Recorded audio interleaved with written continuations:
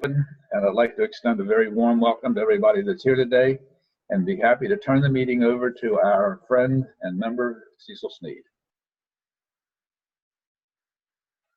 Thank you, Mr. Ewing and fellow Rotarians. It's always an honor and a privilege to be meeting with you and associated with all the good work that comes out of you as individuals and collectively as a group. So thank you. It is also a privilege to be able to work with two very gifted support staff for me, and that is Ms. Susan Ayler and Dr. Nora Coleman. Ms. Ayler is our Director of Special Education, and Dr. Nora Coleman works in that department and has created, since she's been here in Orange County, she's created some extraordinary avenues to support our students and also our employees. And so I'm going to hand the floor over to Ms. Ayler, our Director of Instruction, our Director of Special Education, in an effort for her to introduce Dr. Coleman. Thank you, Dr. Sneed. Good morning, everyone. It's such a pleasure to be here, and we certainly appreciate the invitation to present and have Dr. Coleman talk about all the works that we've put together and reached out and formed as a community to support our students and our staff. In this unprecedented time, we hear a lot about the mental health of our students, the mental health of our community, the mental health of our staff. And so Dr. Coleman has worked really hard to reach out to community agencies to form some wonderful partnerships, just so that because Orange is such a special community, we want to make sure that we're all working together and everyone knows what we're doing and what other agencies are doing, and the best way that we can serve everyone is if we're all working together. And so we have some really exciting programs that we're working on for our students, and as Dr. Sneed said, for our staff as well. So with that, I will turn it over to Dr. Coleman, and we're so excited to have her with us this morning. Well, thank you so much, Ms. Ayler and Dr. Sneed, and everyone on the call. Thank you for having me here today to talk. I'm excited to share with you this presentation, although it's certainly not my work. I'm pulling together and presenting what all of our staff and our schools are doing, as well as our community members. So it's exciting, the work that everybody's doing. I'm going to try to share my screen here. Just give me 1 second, and hopefully this will work. Okay, is everyone seeing my screen now? It looks good, Dr. Coleman. Okay, great, thank you. So it was really fun in thinking about this presentation, kind of taking time to reflect back. Of course, it's been about a year since everything shut down due to COVID. So thinking about really where we were at that time and how far we've come. At that time, there were so many unknowns, and there still are, but certainly at that time, everyone was just kind of really blindsided by COVID. And we were so fortunate to have Dr. Sneed lead us with this vision for our school system, that really this is a revolutionary time, but we're a team. We can do this. We have a collective spirit to really care for our students and our community. So that's kind of where this idea came from with OC Cares, is really his vision to really care for our student and our community, and make sure that no matter what, that's what we're putting first, is that care for and doing what it takes to meet the needs of our students and our community. So why OC Cares? This quote was included, I believe, in the one of the initial recovery guidance documents that was put out. And it really resonated that it is possible to prepare for the future without knowing what it will be. The primary way to prepare for the unknown is to attend to the quality of our relationships and to how well we know and trust one another. So last March and in this next couple months, as we were planning to go forward and not really knowing what school was going to look like, what the needs of our community were going to look like, one thing that we did know is that we really wanted to strengthen our connections. We already had the schools in Orange County, like Ms. Ayler said, it's a really special community. So we already had really close ties with our community agency, but we knew that this was a time that we would all really need to come together and rely on one another and really foster that connection to serve our community in to the best of our ability. So when I was thinking back about this time, I was like, where were we? What were we doing last March and April and May, planning for the future? And really at that time, we were, at least I was, I feel like other people were, looking to the CDC website and the recommendations that the CDC was putting out. So one of the recommendations that they put out was this list of people that were going to be highly affected by COVID-19, and particularly highly, the stress levels were going to be increased. So as we looked at this list, it really is like everybody is going to be affected, and that's proven true. I think that COVID has been a stressful time for most everybody, but definitely children and teens were on this list. And as we were thinking about how this was going to affect the students that we worked with and the families, we knew that there would be additional financial stresses, there would be the disruption to the normal routine would cause problems. There was a lot of fear and confusion. There was social isolation, family stress, just due to the changes in the dynamics at home with people being quarantined or working from home. That would just change the dynamics in the home. So we knew that there was a lot of issues that were going to cause stress for our students and families surrounding COVID. We also at that time wanted to look and think about, what do we know about our current state, mental health state of our students. So we looked at the Youth Risk Behavior Survey, which was conducted in 2019. This is something that we do every 2 years as part of a CDC survey for our students. We survey students in 8th, 10th, and 12th grade. And then with a partnership of data analysis team at Virginia Tech and Radford, we look at different question items as far as youth risk behavior. So we looked at that data to really think about, where were our students? What do we know about our students' mental health prior to the pandemic? And I'm going to give you some statistics here, and the statistics are pretty alarming. And I just want to note that this isn't something that's specific to Orange County. It's scary that this is where our students are, but it also reflects the national trend that's going on with our students, with our youth nationally, that are really struggling with mental health issues in a big way. So from this Youth Risk Behavior Survey, we knew that 37% of our middle schoolers and 44% of our high schoolers had reported that they had felt so sad or hopeless almost every day for 2 weeks or more in a row that they had stopped doing a usual activity within the past 12 months. And again, this was pre-pandemic. So this was back in 2019, before we even heard the word COVID. We knew that our students were struggling with this feelings of being sad and hopeless. And that's concerning. We also knew that 31% of middle schoolers and 21% of high schoolers had seriously considered suicide. 14% of middle schoolers and 18% of high schoolers had made a plan to commit suicide. And 12% of middle schoolers and 11% of high schoolers had actually tried to commit suicide. These are self-reports that the students indicated.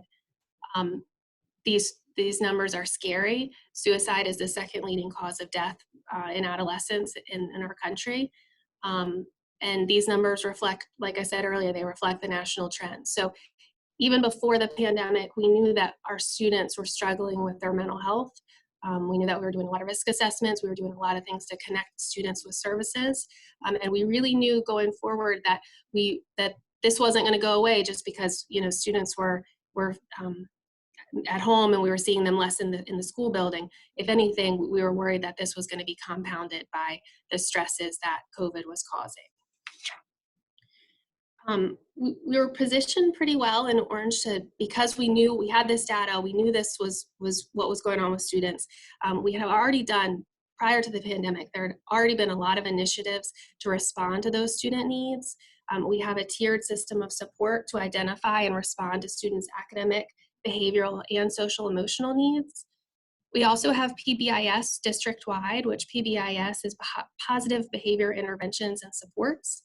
And that's a set of ideas and tools that schools use to improve the behavior of students and to reward and encourage positive behavior. We also had trauma-informed classrooms. We had, a couple years ago, we had Dr. Julia Taylor come from UVA and present to our school counselors and then to our entire staff. thinking and talking and planning for how we can make sure that our classes are trauma informed, knowing that many of our students have a trauma history. What does it mean to be able to support and help those students in the classroom? So we really laid that groundwork with the work that we'd done previously with Dr. Taylor and trauma-informed classrooms and training our staff with that. We had also done the culturally responsive teaching in the brain. That was a book study that the administrative team did, and then the administrators did with each of their school teams, which is really powerful work in making sure that looking at professional development for our staff on implicit bias, microaggressions, and really making sure that our staff is culturally competent and meeting the needs of all of our students. We had also really worked with mental health supports for our students, really partnered with outside agencies to have supports in place for our students that were struggling with mental health needs. And that was something that even before the pandemic had already been in place. And the same with social and emotional learning. And this last bullet is kind of where we're going to spend the majority of our time talking today. But I just wanted to point out that there are, and these things are all kind of interrelated as well. But I wanted to just point out that even before the pandemic, Orange County was really positioned pretty well to be able to respond to student need. And as we looked at going forward within the pandemic, we really focused on how can we build these systems, how can we better partner with our community agencies, what do we need to do to just continue to move forward and meeting students' needs. So when we talk about social emotional learning, that what we're talking about is the process through which children and adults understand and manage their feelings, their emotions, how they set and achieve positive goals, how we feel and show empathy for others, and how we establish and maintain positive relationships and make responsible decisions. Before the pandemic, there was kind of already within the country this social emotional learning was kind of gaining momentum because it's linked so highly with academic success. We know that these are the foundational skills that we need to be developing within our students and supporting within our students. And then when the pandemic happened, nationally it's kind of like the spotlight just got put on social emotional learning because we knew that this was a stressful time for families, for students, and that these skills is something that we really needed to put first and foremost to make sure that students and families had the coping resources to be able to handle the stress that was in their lives, and that's the foundation. All learning builds on that. If you are familiar with Maslow's hierarchy of needs, you have to meet those basic needs of trust and belonging before you can move up that continuum and focus on learning. So our social emotional learning efforts, we'd already been moving in that direction in Orange County. That's something that we'd already been doing, but this year just provided us an opportunity to really ramp up our efforts in that vein. This is a diagram of social emotional learning, what that means. So it's divided into 5 components: self-awareness, self-management, responsible decision-making, relationship skills, and social awareness. So those 5 domains make up, when we were talking about social emotional learning, that kind of makes up the 5 components of what we're talking about. If you notice the outside rings on that circle, so we're thinking about what does that look like, those 5 skills, what does that look like in our classrooms, in our schools as a whole, and also in our homes and communities. And so really this, the homes and communities, that's where this OCPS task force, we knew that focusing on social emotional learning is key in our classrooms, but it has to be bigger than that. We have to think about how we can really enlist the help of our community members and partner with them to make sure that we are having and serving our community, meeting the needs in a really holistic way. So that brought us to this idea of the OCPS task force. So the OCPS task force is a group of community partners that we asked to come together, and everyone did so happily and willingly. I think we were all kind of on the same page that this was something that was needed. And it provides a forum for two-way communication. So a platform for people to share out ideas, share out things that they're seeing as areas of need, share out programs that they're doing, so then we can each take that information and disseminate it to the families and students that we work with. It provides identification of opportunities for alignment and collaboration. It bridges the gap to make sure that we're engaging more families authentically.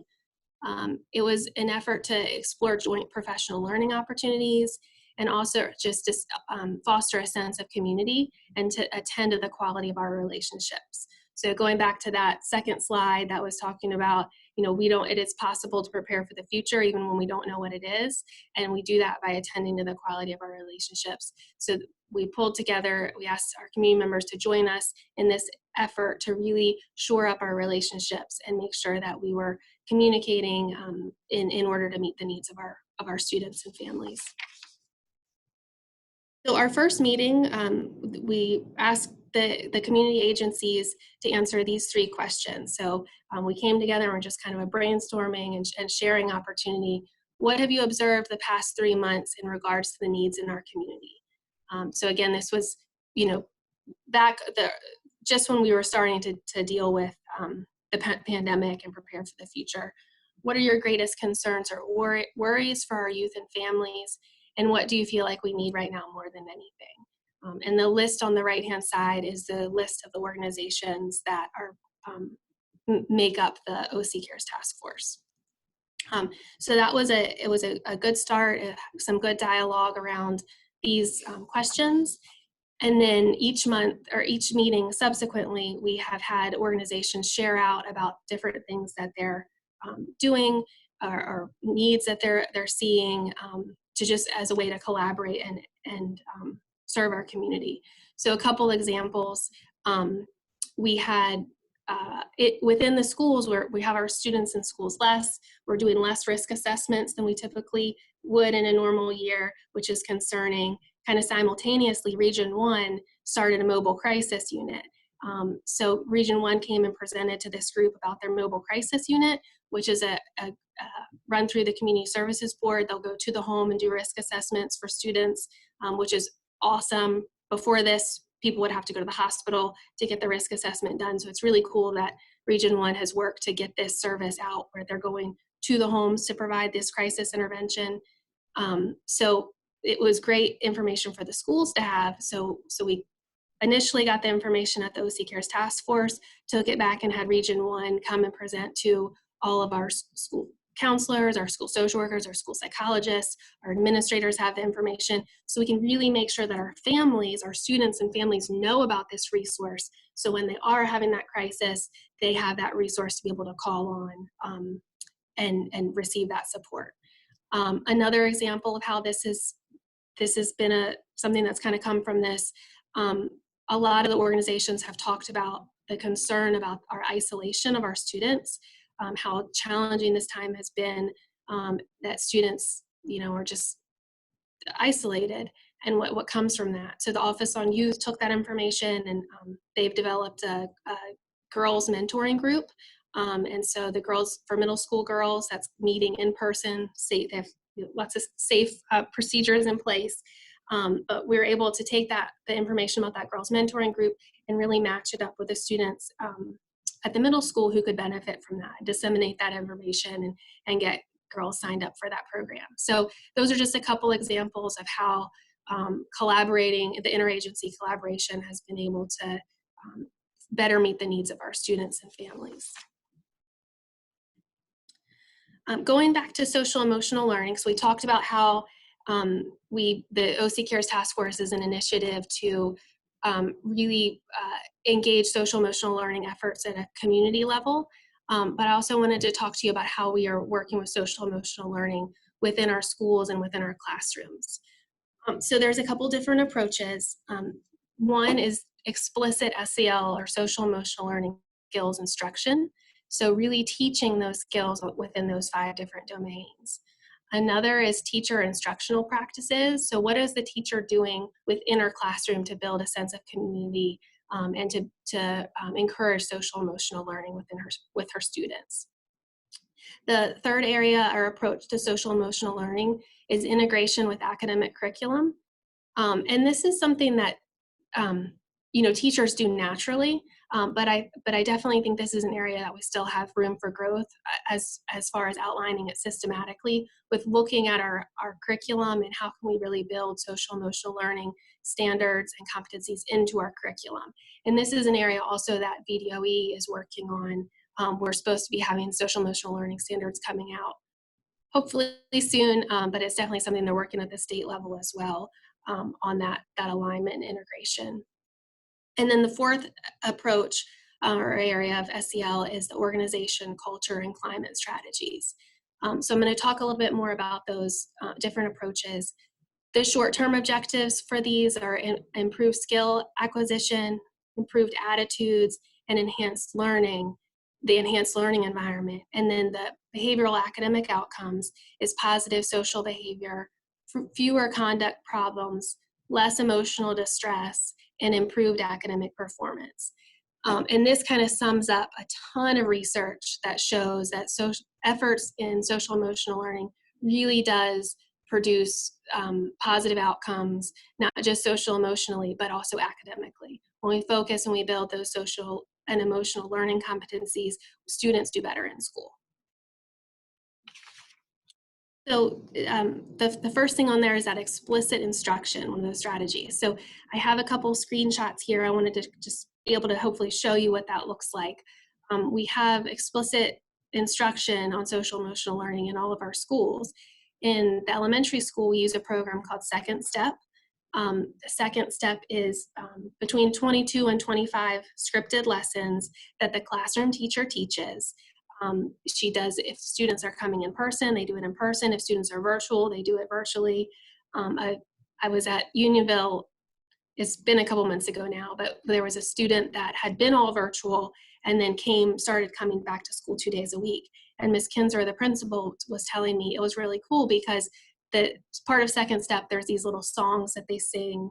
And so the student came in and immediately knew those songs. And so it was cool to see that even though that they had been virtual, that they had still really been getting and participating in the Second Step curriculum, so much so that when they came into the classroom, they just picked right up with it and were able to, they already knew the songs and the kind of the process for those lessons.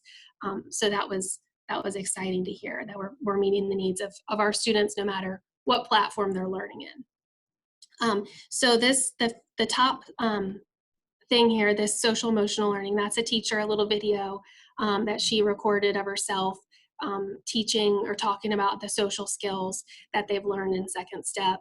Down here, the counseling center, this is one of our, at Orange Elementary, these are our school counselors, and they have additional resources and build on lessons for those social emotional learning lessons. So while they're not directly teaching Second Step, they're building on that and providing supplemental resources for those lessons.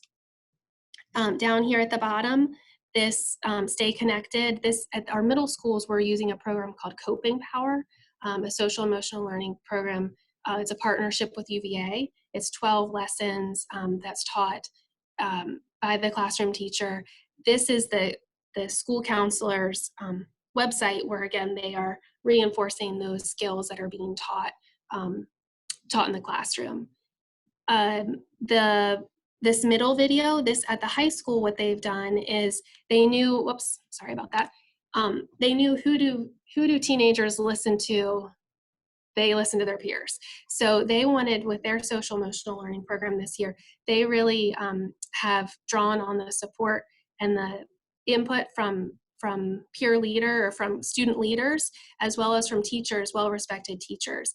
And so they developed these student support videos talking about a variety of topics, time management, anxiety, depression, all of the asking for help, self-advocation, all of those things that they've done these little video clips of student leaders or teachers that are well-respected that they've then been able to incorporate into their social emotional learning lessons. And then down here, watch this video. This is just another example of what the social emotional learning activities can look like through Canvas. They're very interactive, really trying to get students engaged with the material and also with one another. When we talk about specific instructional practices, what that looks like, it can be morning meetings, it can be check-ins, and here are some examples of what virtually what that looks like. So a morning meeting always has 4 parts. This is an evidence-based practice where it starts off with a greeting, and then there's an opportunity for students to share, and then there's a group activity, and then there's the teacher's message for the day, or like the teacher tells the group what the announcements for the day or the schedule for the upcoming day. So here's an example of how a teacher has done this virtually. There's the morning greeting, the opportunity for students to share, the group activity, and then the announcements for the day. So that is a practice. It's not always done in the morning. Some teachers, based on scheduling, have been doing this in the afternoon this year. Typically, in a normal school year, the morning meeting is something how everybody would start their day off. First thing in the morning, we kind of check in, and this is a culture building practice, really essential to social emotional learning and building that culture within the classroom.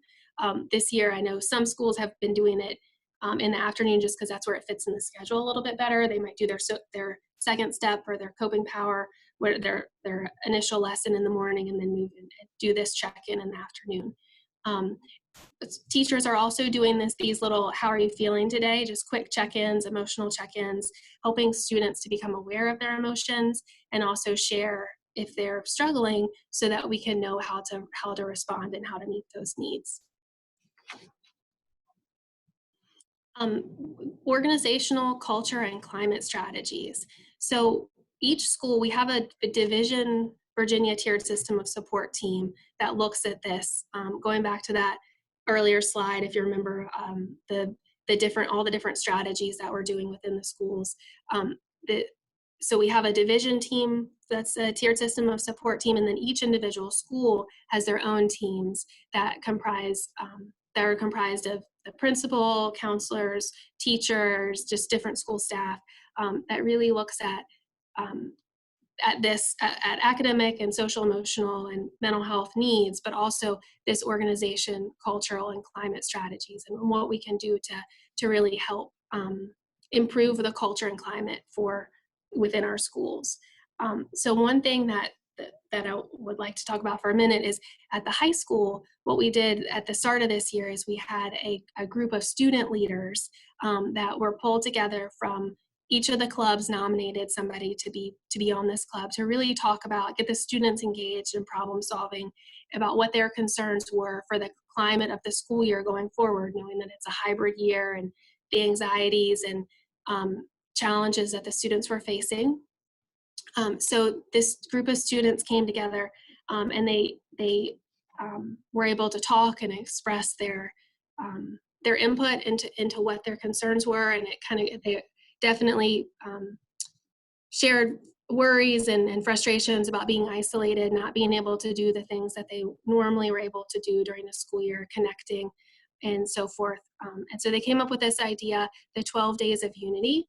So the 12 school days prior to winter break, there was a challenge, and this was something that we did division-wide. So all the schools participated, and each day there was a different theme, and then people could submit how they participated into a drawing for random raffle prizes to encourage the participation.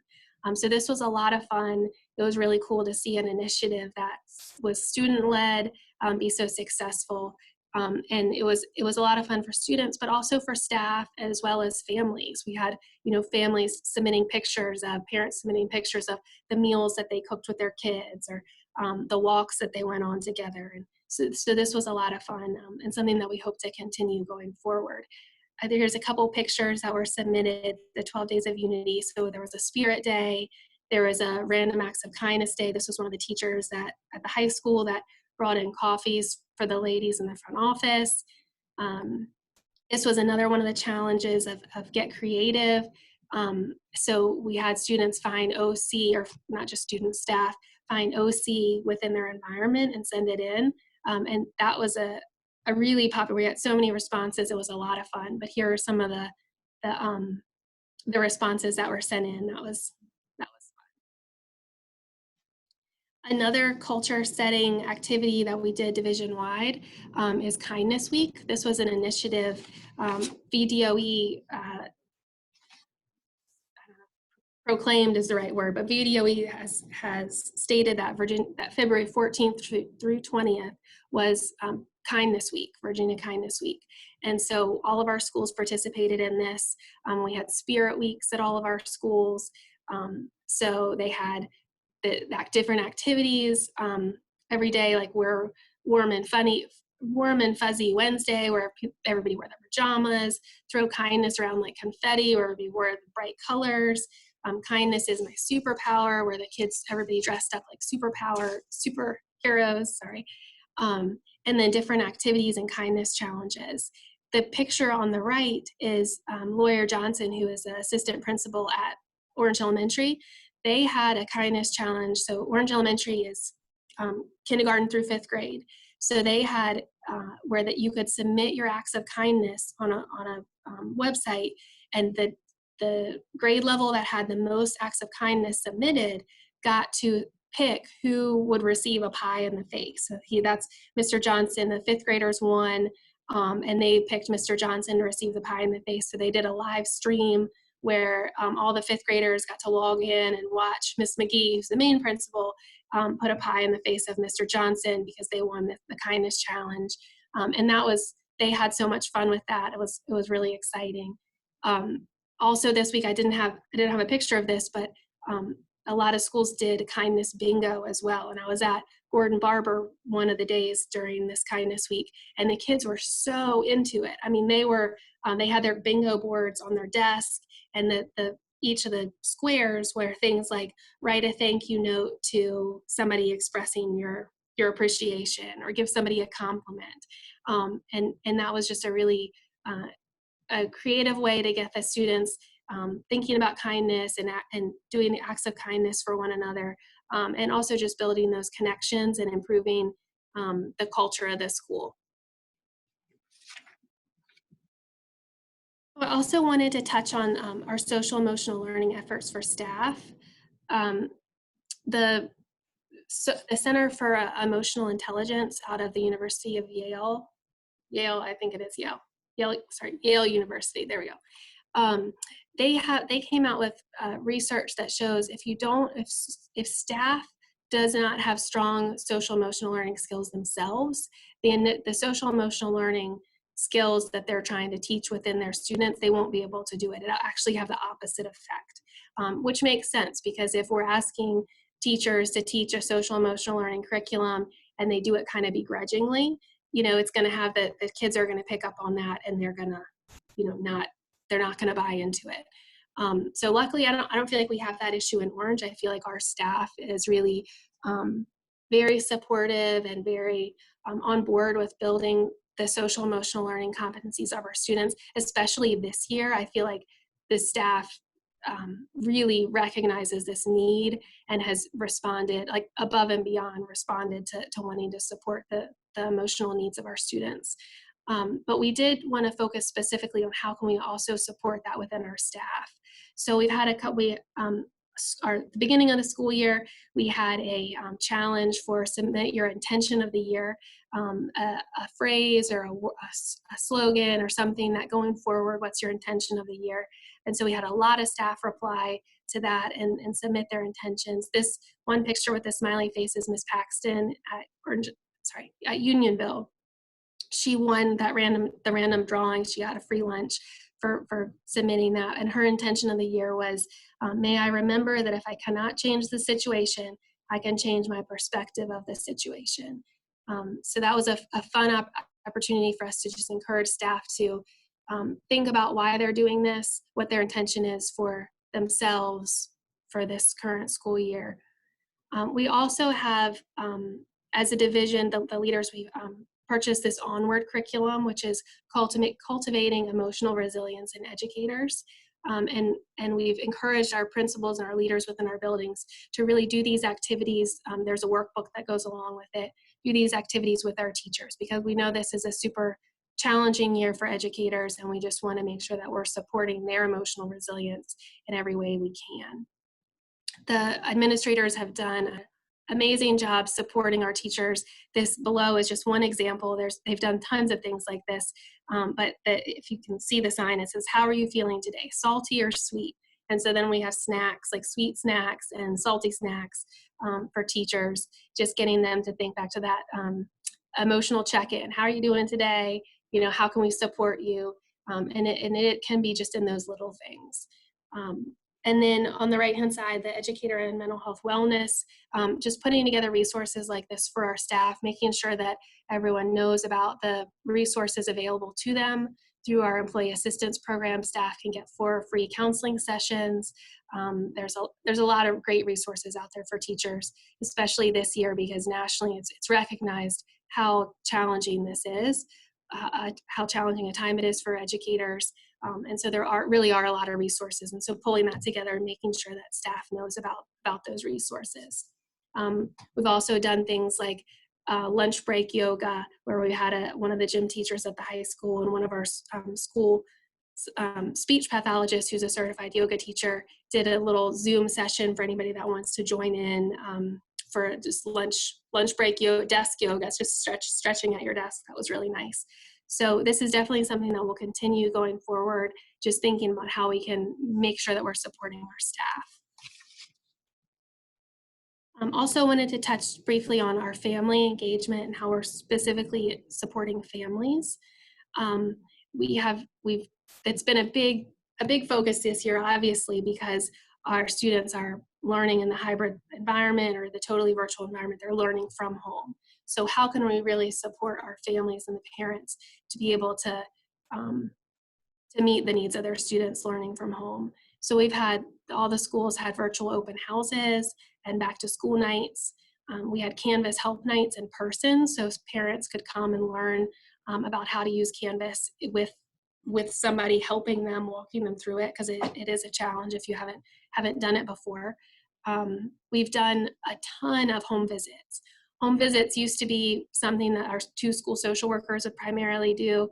This year, it's been kind of all hands on deck with going out and doing home visits and really engaging and building rapport with our students. We also developed a family partnership plan. So the family partnership plan is something with a template division-wide, and then each school has adapted it for their specific needs. But it really looks at when students are struggling, when we're noticing that students aren't engaging with the learning or with the curriculum, what can we do? And so it provides a template. It's very strengths-based. You know, what's working well? How can we build on what's working well? How can we identify what those barriers are and help you move forward, help move those barriers out of the way? The format of it is pretty cool. I think it's I do, you do, we do. So it's what can the student and family do, what can the school do, and then what can we do together? And really building that partnership for how can we support the family going forward to help the students succeed. We've also done things like the STEM bus supply giveaway. The STEM bus, they gave away books, and that was real. They dressed up like Dr. Seuss people, and that was a lot of fun. They had a lot of people come out for that. Teachers have reported that using Google phone numbers to call and text has been really helpful. So in particularly texting is a great way that we've heard from parents. They like to be contacted that way. So rather than teachers using their personal cell phones, they can use a Google number. So that's another strategy that we've been using to connect with families. Starting last spring and throughout, we've surveyed parents to assess their needs. This is something that we've done division-wide, and also individual schools have done it as they've needed as well. We also had a focus group with teachers specifically on family engagement. So the leaders within the division or the principals identified teachers within their school who were really good at engaging families. And we pulled that group of teachers together and just had a focus group to hear about what works well. Like, how have you been able to engage and connect with your families? And then how can we build on that going forward? And where are the gaps with that? And how can we just continue to get better at engaging and supporting families? And then lastly, I just want to put a plug out there for this Finish Strong session we have coming up on March 31st. So if you know anybody that you feel like could benefit from this, Corey Reynolds, who's one of the school psychologists, and myself are putting together this presentation using the concepts from 1-2-3 Magic, that's a parenting program, and applying that to our current COVID situation. So how to help students succeed and finish the school year strong. So we're excited to be able to offer that. So I feel like I just threw a lot of information at you very quickly.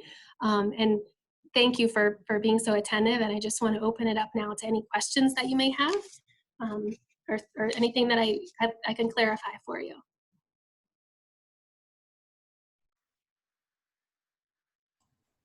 I don't know how to not share my screen here.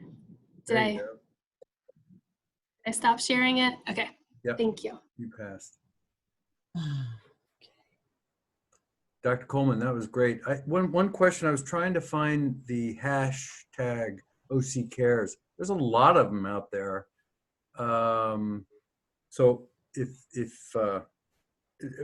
was there much of a response via like Instagram or Facebook or social platforms with OC Cares? Yeah, for the 12 days of Unity, there was some on Instagram, some on, I think a little bit on Facebook. More people were submitted. We have an OC Cares email address, and so that's where we were encouraging people to submit their pictures or let us know how they participated through this email address, and that's where we selected the random drawings from. So I feel like we got more people responding to the email address than tagging that online. But some people did tag it online. We also, on our website, we have a link for OC Cares on the right-hand column of the main website. That's kind of like a one-stop shop for anything that a family might be needing. So we have links on there to, if they're needing assistance with food, we have a link to our grab-and-go meals. We also have a link to the Department of Social Services SNAP program and how you can qualify for benefits through social services if you're in assistance of needing food. So just trying to pull together all the resources that a family might need and have them in kind of a one-stop shop on our website for families. So if I can ask one more question. Yes, please. It sounds like the social emotional learning program really kicked into high gear a year ago, basically with the pandemic and all. But it really has become a basis for helping our community and our students. How will you go forward with this effort once you go back to a 4-day school week and eventually full immersion into the school week and all that? Yeah, absolutely. Thank you for asking that. We have a lot of plans moving forward. We just want to continue to build and grow. One thing specifically at the middle school level this year, we're using coping. I think next year we're looking at switching to Second Step, which is what the elementary schools use. We're looking at switching to that just because it's a little bit longer and more comprehensive program. We'll still use the coping power for small groups in order to supplement students that might need additional support within an area or a topic area. But that's one specific thing. We're also looking at additional mental health supports, how we can build those into our schools. Before the pandemic, Ms. Ayler had partnered with our community agencies, counseling centers, brainstorming ways that we could, if a student needs outpatient counseling, is there a way that we can offer that within our schools? Like have the counselor come to the school to remove that barrier of parents having to take off from work, provide transportation and all of that, looking at why don't our students need mental health support. That was a common thread or theme that we've seen, is that the parents can't get them to the appointment. So we talked with our community partners is there a way we could bring the counselor into the school to meet student needs? This year, because students had been coming into the building not as frequently, there actually wasn't a need for that this year, but I think the groundwork has been laid for that initiative to continue going forward, or to get that back in place moving forward, and to be able to have students receive that service. Yeah, Ms. Ayler, are there other ideas that, I know we have a lot of ideas, but other things that I'm missing that we would want to highlight right now? Just the continued enhancement of our SEL, the curriculum with students, that it started this year, but it won't stop. It'll continue on, and also continued looking, through funding from the federal government in particular, but looking at what are the ways that we can support our staff as well. And our community partners, as you've stated, have been phenomenal. Mm-hmm. I have a question. Actually, I think it's probably first for Susan Ayler, because special ed is, I guess, in some ways, a subset of the social emotional, but you do have learning disabled kids, I'm sure. How have you been managing them during this time? Their needs. I will say, we do have a lot of assistive technology, and of course, each student has an individual case manager who works with them and their parents on what is their best learning modality, what are the goals we need to work on, what are the services that they need. Our community partners who provide our outside therapies, such as occupational therapy, physical therapy, assistive technology, have been wonderful. And we've been able to meet students' needs both virtually and those who come in person. Yeah. And so I feel like I would say from, the majority of our parents, we've had a wonderful response about how we've been able to really reach out and meet their students' needs in this unprecedented time. Yeah, yeah. I had a specific question about the mobile crisis unit, because I was curious, is this instead of calling 911 or the police? What triggers a visit from the mobile crisis unit? Yeah, they work with 911 and the police. So if a student is, or if a person, it's not just students, but if a person is like standing on the bridge ready to drop, you call 911, like that's, but the crisis unit, they define crisis loosely. So it's not just somebody on the verge of like immediate suicide. It could be a child escalating in the house and being violent within the home. It could be worried about a student's potentially substance abuse. And then in that case, they might call, if they think that somebody has potentially overdosed, they would call EMS and have them report. The mobile crisis unit does work closely with the other emergency services response, but they are, right now, if a student were to need a risk assessment, and where previously they would go to the emergency room, they're trying to cut down on emergency room visits.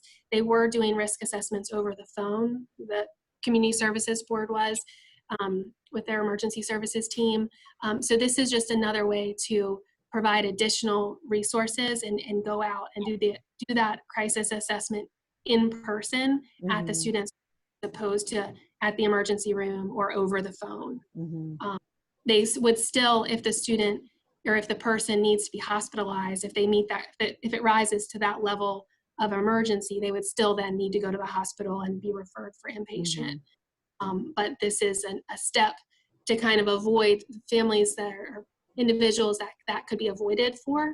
It's a resource to be able to put into place and deal with that immediate need prior to and hopefully preventing the hospitalization if it isn't needed. Okay, thank you. Yeah.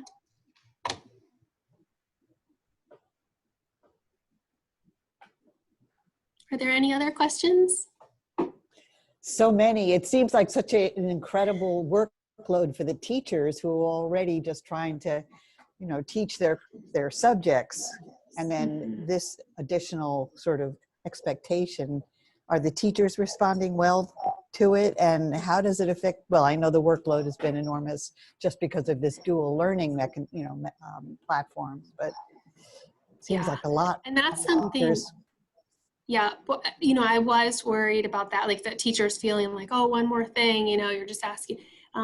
But really that is the response that we've gotten from teachers is like, thank you, because they know that this is such an important need of their students, and to be able to have resources to be able to provide it, evidence-based resources and lessons to be able to incorporate. We've gotten really positive feedback from teachers. And continue. Like the lessons within the elementary school in particular, a second step, the lessons are kind of wrapping up because there's 22 to 25. And so now they're saying to their school counselors, like, what else? Like, give me more, give me more. I want to continue with this, with these lessons through the end of the school year. Okay, So thankfully it's been a very positive response from teachers. great. Okay.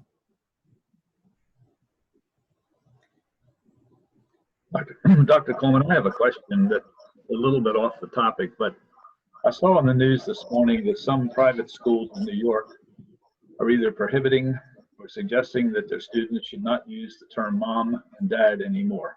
Can you speak to that? Have you heard that, or can you address that in any way, what the purpose of something like that might be?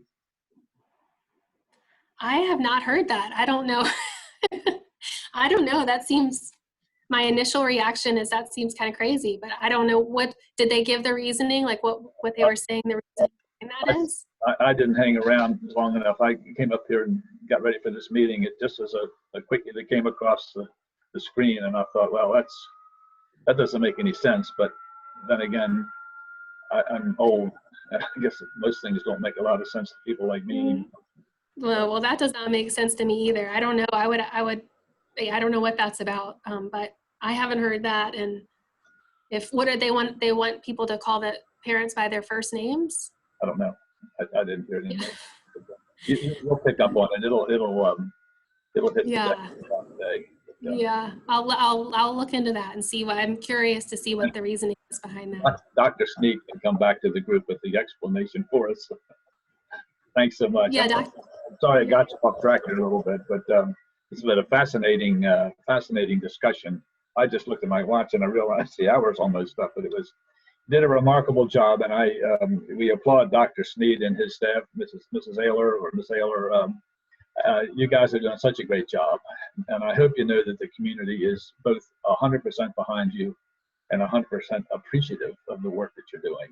And my youngest grandchild is 20, so I'm through the mid school and high school time. They're all in college now, dealing with their own set of struggles with the COVID-19 issue. But you folks have done a remarkable job, and we so much appreciate it, and hope that you'll keep Rotary in the back of your mind, or maybe even in the front of your mind, if issues come up where you need help outside of your environment. If you need community help, we want you to look to us and see what we can do, maybe to rally around the flagpole and get some things done for you. So thanks again. Anybody else would like to talk?